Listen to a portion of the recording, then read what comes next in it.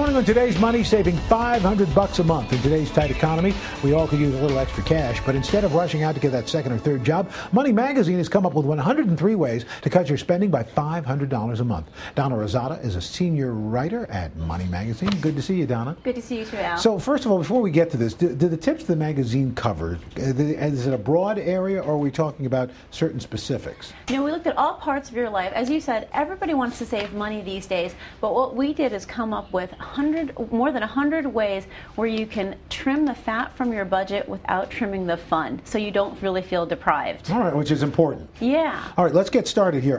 First of all, you got a lot of high rates for credit cards, your cell phones, your cable bills. What can you do to cut the money here? Always smart to attack these regular bills that you have, and a well-placed threat, also known as negotiation, can really work wonders to reduce those rates. So, for example, with your credit card, a lot of people have high rates on their credit card. You want to reduce that rate. Call the customer service line, let them know that you're thinking about that you want to take the balance that you have and transfer it to another company.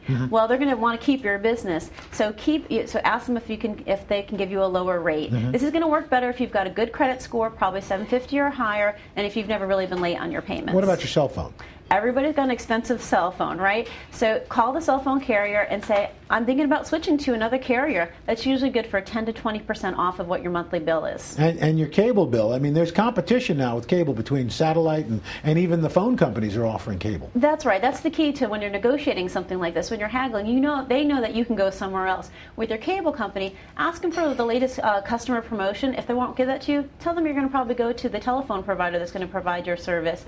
And that can usually cut your bill as well. And so you can save as much as $46? $46 a month just by doing those three things. All right. Now, grocery shopping. I mean, the groceries are not cheap. What can you do to cut the bill there? Well, a really simple thing. It's kind of a psychological thing, but 2/3 of our spending in the grocery store are impulse buys. So, you know what? Don't go shopping as much. Go once a week. Bring a list, and you're much less likely to make those splurges. That list is really important, isn't it? It really is. You know, it's a psychological thing, but if you have a list, the studies show that if you have a list, you're going to stick to it. It's going to be a lot easier. You're going to stay within your budget. And can you save money by going in with another family or two families and going to those big like Costco or BJ's warehouses? The annual cost of a Costco membership can really be costly. Split it with a family member or a neighbor, and it's going to be a lot cheaper for you. And you can save almost $200 a month. That's right. That's right. Now, also, buying things at the right time can save you money. I never thought of, say, buying tires as seasonal. Right. There's actually an off-season for almost everything that you buy today. Now, it makes sense, like if you buy your swimsuit now, at the end of the summer, it's going to be cheaper. You buy your winter coat in March, it's going to be cheaper. But did you know, if you buy tires in July, that's the middle of the driving season. Most people buy their tires ahead of the driving season, so it's a little cheaper to buy it in the summer. Kitchenware? Kitchenware.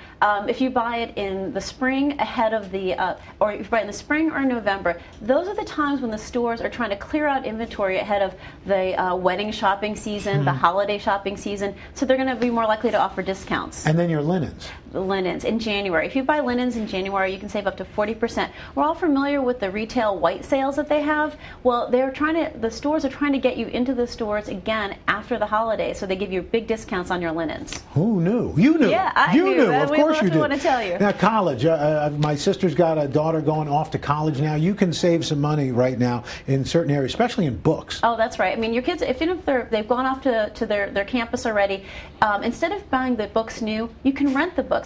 You can rent textbooks? You can rent textbooks. There's a couple of websites, Chegg.com, Campus Book Rentals. You can save almost 50% by renting your books. The kids are probably not going to keep those books anyway. No, unless they're repeating the class, and that's a whole other story. Save $128 there. And then finally, grooming your pet. Instead of putting them in a pet hotel or grooming, you say there are ways to cut that. That's right. We all like to pamper our pets, and we're not saying don't have a pet, but one of the things you can do, instead of paying for a kennel or a pet nanny, why don't you trade pet sitting services with a neighbor or a friend? I do this with my cousins all the time, and we save a bundle of money. And if you want your dog to look really nice, instead of taking it to a groomer, take it to a grooming school, and you can save about 50% on making your dog look good. Very good. People go to the barber schools. Why not tend your pet there? That's right. That's right. Donna Rosada, some great ideas. Thanks so much. Thanks, Al.